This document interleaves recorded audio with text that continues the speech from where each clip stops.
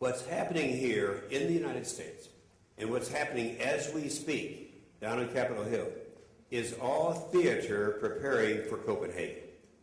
Everything that they're doing is an effort to make it look like we're going to do something in Copenhagen. Look, we passed the Waxman-Markey bill in the House. Now we passed a bill out of committee. Well, it isn't passed yet out of committee, but it will be, because I've often said that the environmental in the EPW committee is the one I used to chair, Mr. President, back when I was a majority, and there's nothing that is so bad that it won't pass that committee. So it will pass the committee prior to Copenhagen. However, it's not going to pass the floor. I think everybody understands that. And if not, then you're really not paying attention, because even now, the head of the whole United Nations show that's going to take place in Copenhagen, De Boer, has said that there's not going to be anything coming out of that.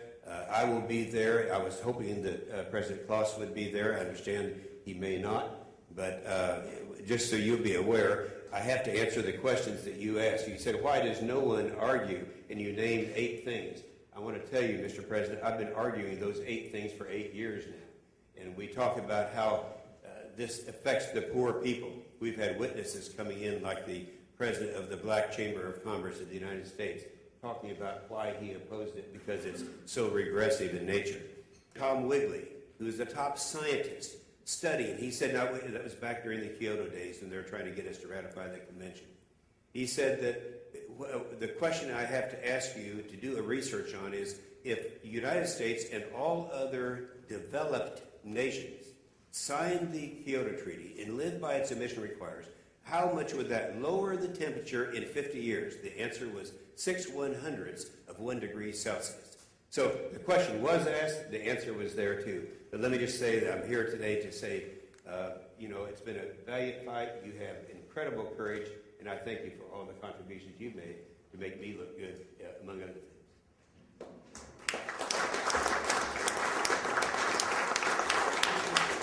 If I may add one point, really. I came here basically to go to California. There is a conference 2 days now, 20th anniversary of the fall of the Berlin Wall.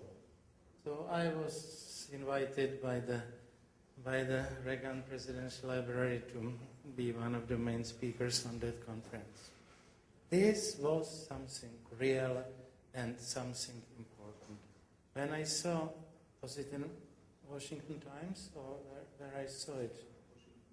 Washington Times, that my neighbor, Angela Merkel, told here yesterday that we should now tear another wall, and this is the global warming.